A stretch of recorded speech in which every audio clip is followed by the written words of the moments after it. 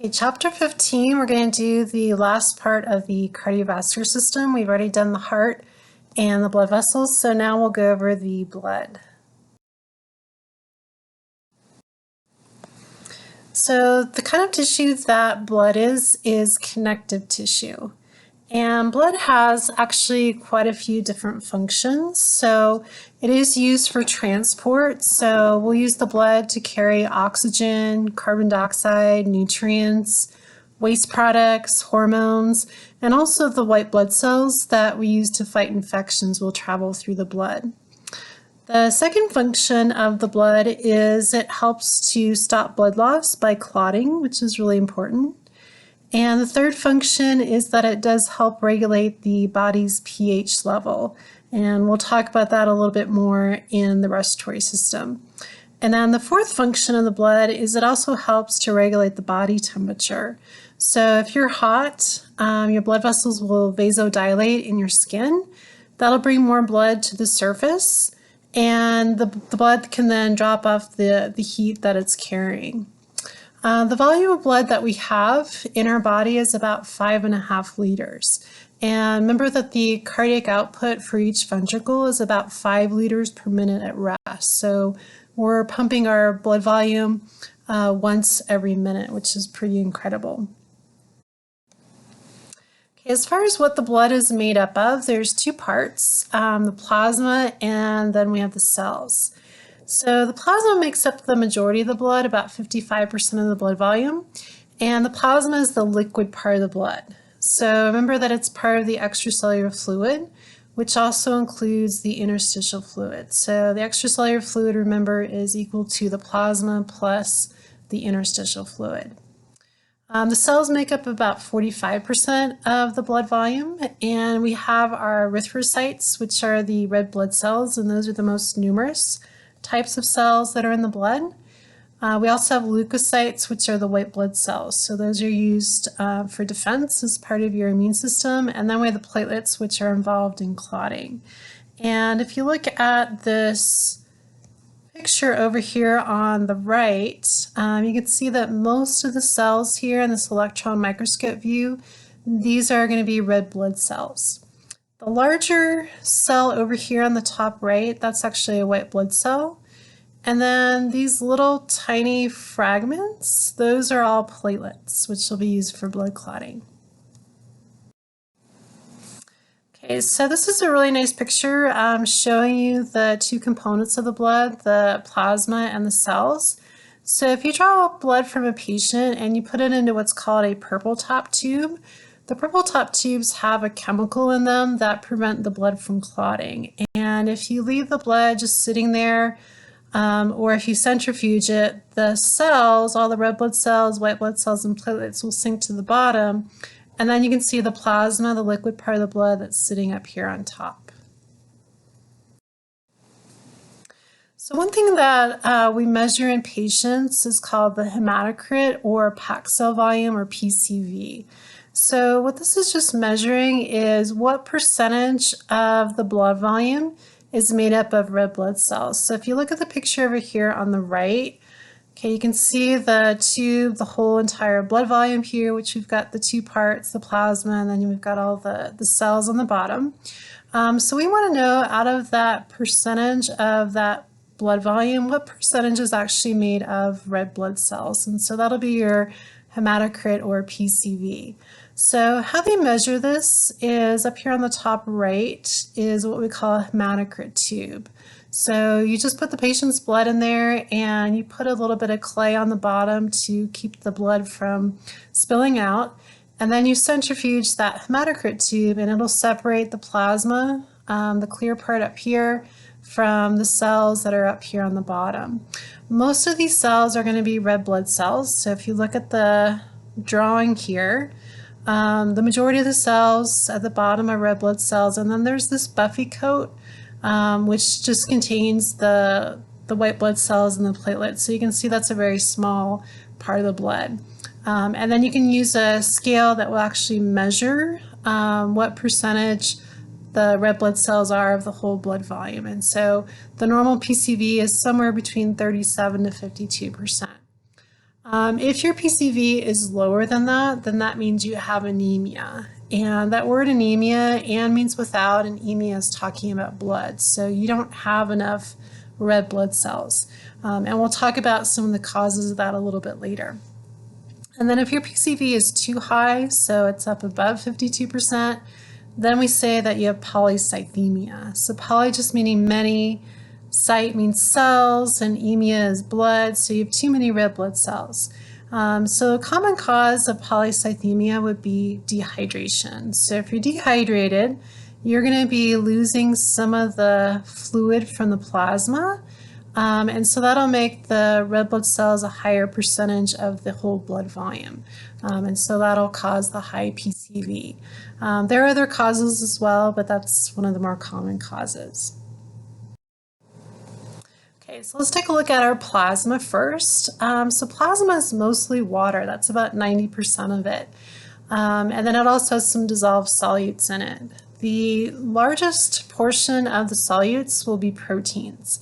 But we're also going to find electrolytes in there, so there'll be things like sodium ions, chloride ions, potassium ions, so any kind of ions, those are going to be your electrolytes.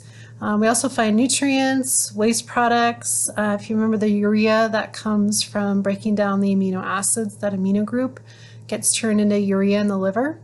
Gets excreted in the kidneys eventually, and then creatinine is a waste product that actually comes from creatine, which we talked about as a source of ATP in the muscles. The other things that we'll find dissolved in the plasma will be our oxygen and carbon dioxide, and then also our hormones. And if you take a look at the plasma, which if you remember that's the liquid part of the blood, so that'll be in the capillary here. And the other part of the extracellular fluid, which is the interstitial fluid, the fluid in between these cells, if you compare them, they're going to be very similar as far as their amounts of electrolytes and nutrients and gases, waste products, hormones, all that. But the only thing that's really different is the protein levels. So the proteins are going to be much higher in the plasma than it is in the interstitial fluid. So the reason that we have a difference in the protein levels is that the proteins are too big to fit through the small holes in the capillary walls. So the proteins will stay in the blood and they don't get out into the interstitial fluid. Okay, this picture just shows you what plasma is composed of. So you can see that most of the plasma is going to be water. And then we have some dissolved solutes, which most of those are going to be the proteins. So that's all this slide is just showing you. Okay, looking at our plasma proteins, they have many different functions, so they do a lot of different jobs. The first one is that the plasma proteins are really important as part of the blood osmotic pressure. So if you remember from chapter 14, looking at the forces at the capillary, at that venule end, when we reabsorb the fluid from the tissue, that fluid is being reabsorbed because of the proteins that are in the blood. So the plasma proteins are going to be favoring absorption in the capillary. The proteins also will increase the blood viscosity or thickness. So that's going to increase the resistance to blood flow. The proteins also will help buffer the blood pH. Remember, buffers are kind of like sponges. So if there's too many hydrogen ions, they can absorb them. And if there's not enough hydrogen ions, they can squeeze them out and increase the level. Plasma proteins are also used for transport. They're carrier proteins. So remember things that are hydrophobic, things that don't like to mix with water. We will attach them to these carrier proteins in the blood so they'll mix better with the water in the plasma. Plasma proteins are also blood clotting factors. Some of our plasma proteins are used for defense. They're actually antibodies. And then also plasma proteins could be our peptide or protein hormones. So things like insulin, growth hormone, things like that. And then some of our plasma proteins are also enzymes. Okay, so there's three different groups of plasma proteins. The most common plasma protein will be the albumins. So they have a lot of different jobs. They could be carrier proteins. They're responsible for the osmotic pressure of the blood, favoring that absorption in the capillary. They contribute to the blood viscosity, increasing the resistance to flow, and they're also used to help buffer the pH levels in the blood.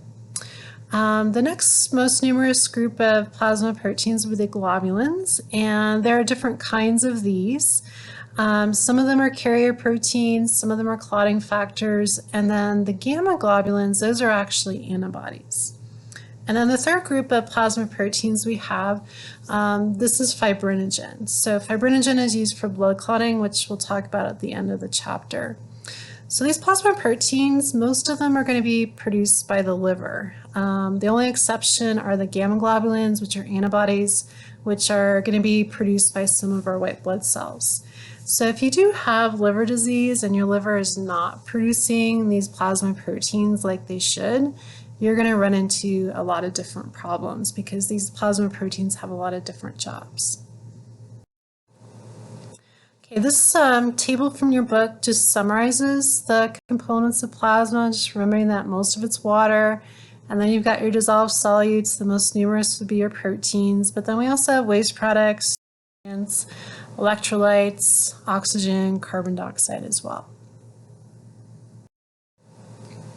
Okay, you may have heard of serum. This is something that we often will send into the lab for tests. So how we get the serum is we allow the blood to clot. So serum is going to be the plasma, which is sitting up here on top, without all the clotting factors. So on the bottom here is our blood clot, which contains all the red blood cells, platelets, white blood cells, and all the clotting factors. So the serum is just the plasma minus the fibrinogen and other clotting factors.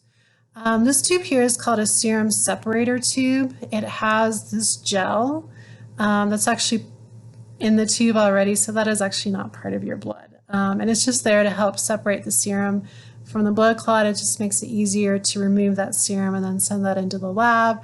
And they'll do a bunch of different tests on that serum, like maybe checking your kidney function, liver function, things like that.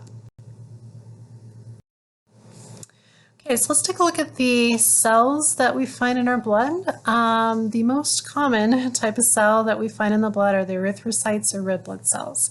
So this makes up 99.9% of the cells in your blood. And if you take 1 ml of blood, which is not very much, you'll find 5 billion red blood cells. And it's been estimated that about a third of the cells in your body are actually red blood cells, so there's a lot of them.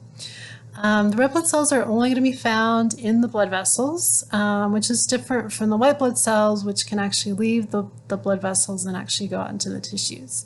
And the major function of the red blood cells is to carry oxygen. Okay, as far as the structure of the red blood cells, their shape is called a biconcave disc. So we're going to look at that in the next slide, and we'll talk about the advantage of that shape. The red blood cells are actually very flexible. So if you look at the picture over here on the right, you can see that to fit through the capillaries, they're really narrow, and so the red blood cells actually have to bend to fit through them. The red blood cells do not have a nucleus, and they have no organelles. So to answer the question why it would be bad if red blood cells had organelles like mitochondria, their job is to carry oxygen. And remember that the mitochondria use oxygen to make ATP, so that'd be really bad if you were using up your oxygen that you're supposed to be carrying to the tissues. So that's the reason that the red blood cells do not have mitochondria, and to produce ATP, they just use fermentation since that does not use oxygen. Inside the red blood cell, we also have lots of hemoglobin, and that's what we're going to be using to transport the oxygen. And we also have an enzyme called carbonic anhydrase, and that's actually used to help transport carbon dioxide and buffer the pH in the blood. And we'll talk about that more when we get to the respiratory system. Okay, so now you can see the shape of the red blood cells. So they're called a biconcave disc, meaning that in the middle, they're pinched and kind of flattened out. The reason that they have that biconcave shape is that it actually increases the surface area, and that way they can do more gas exchange. So they can exchange more oxygen with the lungs and with the tissue. So when you look at a blood smear, you can see that most of the cells here on the bottom right picture, most of these are red blood cells. And if you look at the red blood cells, you can see in the middle they're pale. So they call that central pallor. And the reason the red blood cells are pale in the middle is because of that biconcave shape, because they're thinner there, they've been kind of pinched, and so they're not as thick, and so they appear pale in the middle. Okay, so the red blood cells are packed full of hemoglobin. So they're basically like little bags of hemoglobin. The hemoglobin molecule is made up of protein. There's actually 4 polypeptide chains. And then there's also 4 heme groups. The heme groups contain iron, and that's where the oxygen will be binding to. So if each hemoglobin molecule has 4 heme groups, one hemoglobin molecule can transport up to 4 oxygen molecules. The heme group is a pigment, so it does appear red, and when oxygen is bound to the heme, it turns a bright red color. So oxygenated blood will be bright red, so if you draw blood from a systemic artery, it'll be a bright cherry red color. And then the deoxygenated hemoglobin, when it's not carrying as much oxygen, will be a dark red color. So if you draw blood from a vein, it's more of a brick red color, really dark maroon. Okay, here's a picture of a hemoglobin molecule. So you can see that there are actually 4 polypeptide chains here. So that's made out of the protein.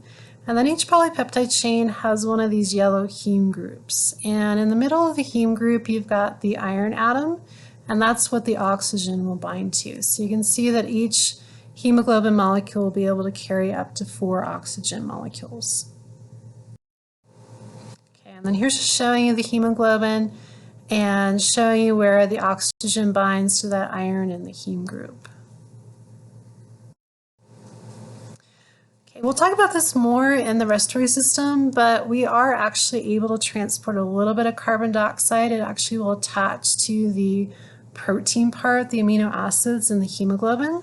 So the carbon dioxide does not bind to the heme group because that's where the oxygen will bind to. But the carbon dioxide, we can transport some of it in the blood bound to the amino acids, the protein part of the hemoglobin. The red blood cells do not live very long. They only survive about 4 months. The reason they have such a short lifespan is because they have no nucleus. So if you don't have a nucleus, there's no DNA, you can't make proteins that have been wearing out over these 4 months, you can't replace them. So the cell will actually only live about 4 months. So we need to be continually making new red blood cells every day. So we will be making about 200 billion red blood cells every day, which is incredible. The name that we give for making red blood cells is called erythropoiesis. So erythro is referring to the red blood cells and poiesis means to form. How we do erythropoiesis, the kidneys are actually in charge of that. So they secrete a hormone called erythropoietin. And they will do that if they sense there's low oxygen levels in the blood. So the kidneys will secrete the erythropoietin, which will stimulate the red bone marrow to make more red blood cells. Okay, so in your red bone marrow, you have these hematopoietic stem cells. So these stem cells, depending on the message they get, can make the red blood cells, or they can make the white blood cells or the platelets. But erythropoietin, that hormone from the kidneys, will tell those hematopoietic stem cells to make more red blood cells. Sometimes if you look at a blood smear, you may see some immature red blood cells. They're darker in color and just a little bit larger, and these are called reticulocytes. Okay, so those are the immature red blood cells. So sometimes we'll see those in a blood smear, and it just means the bone marrow is working hard and producing new red blood cells. Okay, so looking at where the red bone marrow is in adults, you can see that they're in the top of the femur, the pelvis, we've got the vertebrae, top of the humerus, we've got some of the ribs, the sternum, a little bit in the skull. And if you look at the top picture here, you can see the red bone marrow is red. And then we do have yellow bone marrow as well, and that's filled with fat. So you're actually not making the blood cells there, but the red bone marrow is where you're making all of your blood cells. So here's just a picture to show you that we've got a hematopoietic stem cell living in the bone marrow, and depending on the signal it gets, so if it gets erythropoietin, it will go down this path and make red blood cells. But if it gets other signals, it can make platelets, it can make all the different kinds of white blood cells as well. Okay, so some things what we need to make our red blood cells, we definitely need iron. Iron is going to be in the heme group on the hemoglobin, and we get iron from our diet, so from our food. The other thing we need to make the red blood cells is vitamin B12 and folic acid, and folic acid is just another type of B vitamin. So we need vitamin B12 and folic acid to actually make some of our nucleotides, and so if you're dividing the cells, you need to copy the chromosomes, do your DNA replication, and if you don't have enough nucleotides, you can't divide, and then you end up with these giant red blood cells that should have divided and made more. So that could cause anemia if you don't have that. Okay, and speaking of anemia, it's just defined as a decrease in the oxygen carrying capacity of the blood. And oftentimes that means you don't have enough red blood cells, which means your hematocrit or PCV would be below normal. It would be too low, or there could be, you'd have enough red blood cells, but you just don't have enough hemoglobin in each red blood cell. As far as the symptoms of anemia, you can't carry enough oxygen to your tissues, so you're going to be pretty tired, and if you go up a flight of stairs, you're going to be out of breath. And then if you look at somebody's gums, they'll be very pale in color, so they won't be a nice pink color that is the normal color. There's many causes of anemia. These are just some of them. We can have anemia from a poor diet. So you can have iron deficiency anemia if you're not getting enough iron in your diet. That's something common in women. Part of that is because of the menstrual cycle, because women do lose blood every month and they need a lot of iron to replace those red blood cells. If you're not getting enough vitamin B12, that can cause what's called pernicious anemia. Pernicious just means a gradual onset of something bad. We can also get hemorrhagic anemia, so if you've had a lot of blood loss, obviously your red blood cell count would be pretty low. We can also have hemolytic anemia. So remember, hemolysis just means that the red blood cells are bursting. So that can happen with malaria, with sickle cell anemia, which is pictured over there on the right. Or your immune system could decide it no longer likes your red blood cells and attack them, and we could have an autoimmune hemolytic anemia as well. If you have renal failure, that can also cause anemia. And the reason that happens is that if the kidneys are not working well, if they're sick, they're not going to be producing very much erythropoietin. So the red bone marrow doesn't get the message to produce more red blood cells, so then you end up with not enough. And the last cause of anemia here we'll talk about is aplastic anemia. So A means without, and plastic is talking about growth. So this means that the bone marrow is not working. So something has happened to those hematopoietic stem cells. They've been killed off. So that might happen maybe because of radiation treatment for cancer. There's certain drugs that might cause that problem. So there's a lot of causes for that too. Okay, so when the red blood cells have lived about 4 months, they get pretty old. And so we need to remove those from the body. So the spleen is going to be removing the old red blood cells. So the spleen is like a big filter. And in the spleen, you have a bunch of white blood cells called macrophages, which are phagocytic. And if there's red blood cells that can't bend anymore, they're not flexible, and they get stuck in the spleen, the macrophages will go over and take out those old red blood cells. And as the macrophages break down the red blood cells, they're going to break down the hemoglobin inside. So they'll just take the hemoglobin, they'll break apart the protein, those globin chains, and then they also will break down the heme, which you remember is the yellow disc there. And they will release the iron, which we can reuse, and then the heme group that's left, that pigment, is going to become bilirubin, which is a waste product. And the bilirubin is kind of a yellow-orange color. Okay, so this just shows you what's happening to these old red blood cells when they go through the spleen. The macrophages will chew them up, break down the hemoglobin. The globin part, the protein will just break that down, the amino acids. We can reuse those. The heme group will separate the iron, which we can reuse, and then the rest of the heme group without the iron turns into bilirubin, which is a waste product which we'll get rid of. Okay, so the bilirubin from the spleen gets into the blood, and then it's going to go to the liver and get broken down and changed further. And then from the liver, we can have it go one of two ways. So one is that it'll be secreted into the bile, which gets dumped into the intestines. It actually will be excreted with the feces, and it actually turns the stool brown. If you have a blockage in your bile duct and you're not able to release the bile with that bilirubin, the stool actually is a kind of a white pasty color. It's really weird to see. The other part of the bilirubin that is not being dumped out in the bile to the intestines will get released into the bloodstream, and then it's just excreted into the urine, and the bilirubin there will make the urine yellow. If you have too much bilirubin building up in your blood for several reasons, the bilirubin will actually turn you yellow. So the whites of your eyes will turn yellow, your skin will turn yellow, like on this baby here. And we say that you're jaundiced or icteric. So that's the term for being yellow. Okay, the iron that's released from the hemoglobin, we'll just recycle it. So we can send it from the spleen back to the bone marrow. And then also the iron that we're getting from our diet goes to the bone marrow. And then sometimes we can also store some extra iron in the liver, spleen, and small intestines. Okay, so figure 15.4 in your book is actually really important to know. I do want you to know the erythrocyte life cycle for the test. So remember, everything starts with the kidneys. So they're going to secrete that hormone erythropoietin.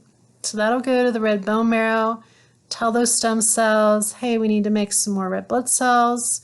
Bone marrow makes those, releases those into the blood, and then they will circulate, carrying oxygen around, and live for about 4 months. And then when they get too old, they go through the spleen, and the spleen will filter out the old ones, and the macrophages will chew them up, break down the hemoglobin, the globin part, the protein just gets broken into the amino acids. We just reuse those.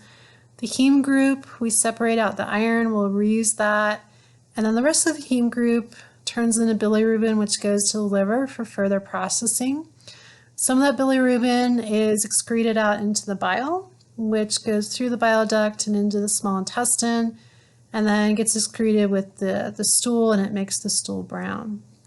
And then the rest of the bilirubin will be released into the blood, and then the bilirubin will then be filtered out by the kidneys and actually will make the urine yellow when it's excreted there. Okay, the other type of blood cells that we have are white blood cells. So the white blood cells are not as numerous as the red blood cells by far, and we have 5 different types of white blood cells that we'll see circulating in the blood. So we have our phils, which are neutrophils, eosinophils, and basophils. And then we have the monocytes, which when they move out into the tissues, they become macrophages. And then we also have our lymphocytes. So we'll go through each of these. Okay, so white blood cells not as numerous as the red blood cells, and they will travel through the blood vessels, but they can also get out into the tissues as well. They also will travel through the lymphatic system. They might hang out in the lymph nodes, and they move by an amoeboid movement, so they have those little false feet, and they just kind of crawl around through the body looking for invaders. They're bigger than the red blood cells. We'll show you a picture of that in a minute. They do have a nucleus, so they're going to live, most of them will live longer than the red blood cells. And their function is for defense. So they're part of the immune system and will protect us. Okay, so we can divide the white blood cells that we see in the blood into 2 groups. We have the granulocytes and the agranulocytes. So the granulocytes, they have granules in their cytoplasm, and they're filled with nasty materials to kill off any invaders. And those will be all of your phils.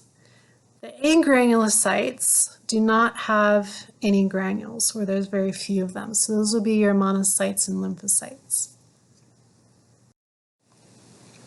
Okay, so looking at our granulocytes first, we have the neutrophils. So these are the most common type of white blood cell that you'll see in the blood. They're called neutrophils because their granules are kind of more of a neutral staining color. And their big job is they're phagocytes. So they like to go around and eat stuff. So they'll be kind of the first responder. Maybe you've got a scrape on your knee. And so they will go in there and they're going to eat any bacteria that got in the wound, any dirt that's in there, and dead cells. They'll kind of clean all that stuff up. The eosinophils, another granulocyte, their granules stain red. So they stain with a red dye called eosin, so that's where their name came from.